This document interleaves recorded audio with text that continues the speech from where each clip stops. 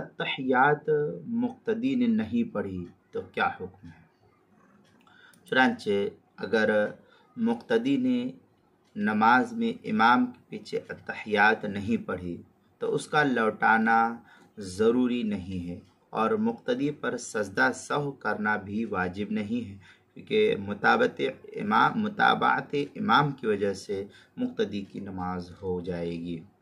چنانچہ اس سلسلے میں در مختار مشامیہ وغیرہ میں ہے وجب متابعته وقد عكسه فيعود فلا يسير ذلك ركوعين بخلاف سلامه او قيامه للثالثه قبل تمام المؤتم التشہد فإنه لا يتابع۔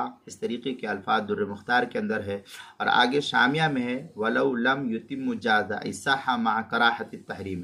اس طریقے کی عبارت فتاوی شامی جلد نمبر 1 صفحہ نمبر 496 باب الامامہ مطلب فی اطالۃ الرکوع للجائی، جو ایچ ایم سعید کراچی کا چھپا ہوا نسخہ اس کے اندر۔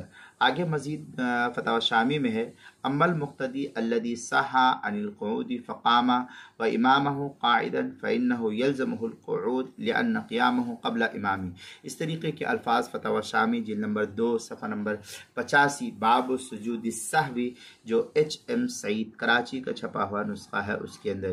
اسی طریقے سے نماز کے مسائل کا انسائکلوپیڈیا اس کی جلد نمبر 4 صفحہ نمبر 137 اور 138 حروف تہجی میم، عنوان ہے مقتدی نے امام کے پیچھے التحیات نہیں پڑھی، اس کے تحت جو ہے نقل کیا ہے، اور نماز کے مسائل کا انسائکلوپیڈیا جلد نمبر 1 صفحہ نمبر 128 عنوان ہے التحیات مقتدی نے نہیں پڑھی، اس کے تحت عنوان نقل کیا ہے مقتدی نے امام کے پیچھے التحیات نہیں پڑھی کے عنوان کو دیکھے تو میں نے آپ کے سامنے جلد نمبر 4 صفحہ نمبر 137 اور 138 سے وہ مسئلے کی تفصیلی وضاحت نقل کر کے بتلا دی۔ آپ جو ہے وہ تفصیلی وضاحت مذکورہ حوالے میں بھی دیکھ سکتے ہیں۔